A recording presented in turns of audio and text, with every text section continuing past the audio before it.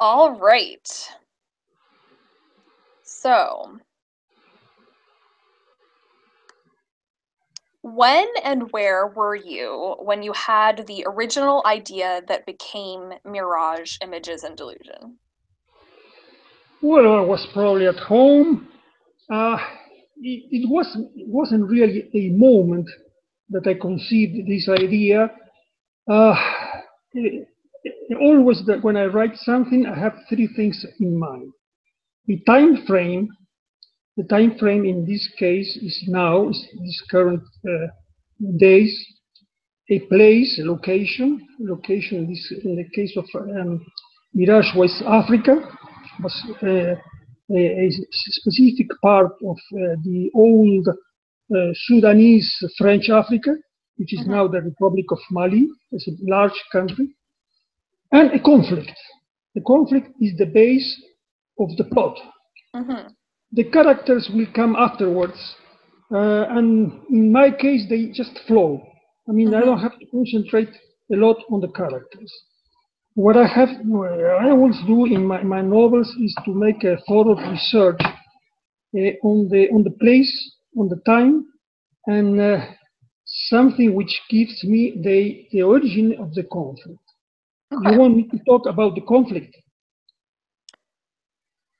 Well, yeah. So my second question is, why did this idea captivate you? So I think that will probably, yeah. So tell us more about that conflict and how that brought you from the setting and everything into the story.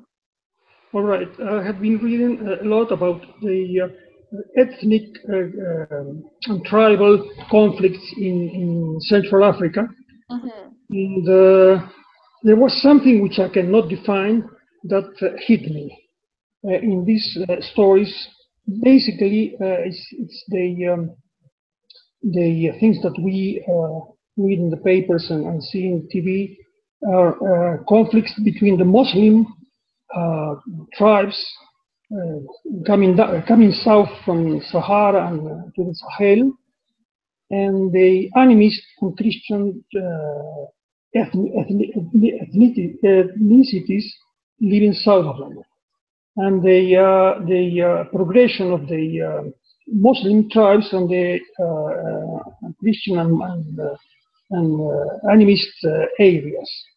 This is the conflict that nests in the story, and unfortunately, since I wrote it, which was last year or a couple of years ago, this conflict has turned all the time worse in the Mm-hmm. entire region. You know, in Nigeria with this Hara, Bora Hakama, whatever they are called, and the worst thing is that involves women as the story goes. Mm-hmm. So this plot comes from reality. Then the Mm-hmm. characters are, as I said before, they just come to my mind. I mean, which characters fit in this story, and then the story flows by itself. This is the way that it happens in my head, at least. Yeah. So so what's one fascinating quirk of your main character that you discovered while you were writing the story? Well, the Mali was once a French colony, and the Mm-hmm. French have still some activities, including military activities, which are somehow undercover. So I decided that the main character, probably this is the only story in which the main character is a man. Mm-hmm. If I have written this story further, it only has 5,000 words. If it had 50,000 words, it would surely the main character would turn into a woman, the woman I have presented. But in this case, it's a French officer who is under an rather uncertain chain of command. He doesn't know exactly what he's doing, he thinks that he's somehow working, protecting the tribes that are being chased by the northerners, by the Muslims. But at the end, certain doubts appear, and that's why the story is called Mirage. You know what Mirage is? Mm-hmm. It's an illusion in the desert. Yeah. And it's called images, the images that he had before, and delusion. Delusion is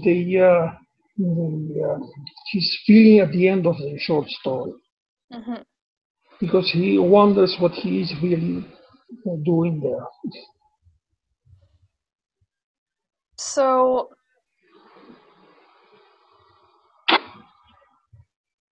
I guess what's the scariest part about your villain? Or I guess in your case the villain is really more the situation than an individual, but The scariest part is when this officer finds that he is ordered by his superiors to leave all the villagers at their own mm-hmm. and to move to a safer place. And he resists this because he has met this woman, and he doesn't want to leave the refugees, let's call them that way, at their own. So he disobeys it, and that's the point at which the story ends. Mm. When he refuses to go to a safer place and tries to manage all these refugees and to bring them with him, risking his life. Mm. This is where the place where the story ends. It has neither a happy end nor a sad end. It's a, Mm-hmm. three dots. Yeah. So tell us why we will love this story.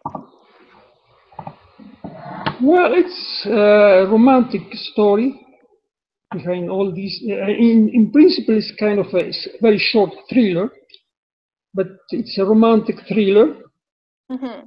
Being so short, I mean, nothing is concluded. The characters are not defined as they should by their own deeds and words, but because by the words of the author. I mean, they are what I say they are. In a longer story, they should be defined by their own deeds and words. This is so short that this cannot happen. What was your question anyway? So why will we love reading it? I don't know. I loved writing it. Okay. In the first place, I have to say that I only write things I would like to read. As far as genres, as far as places, as far as time frame, as far as plots, and also as far as characters.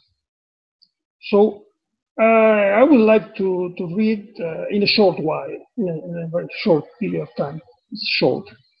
This story, and I don't know whether other people would also love it. Thank you.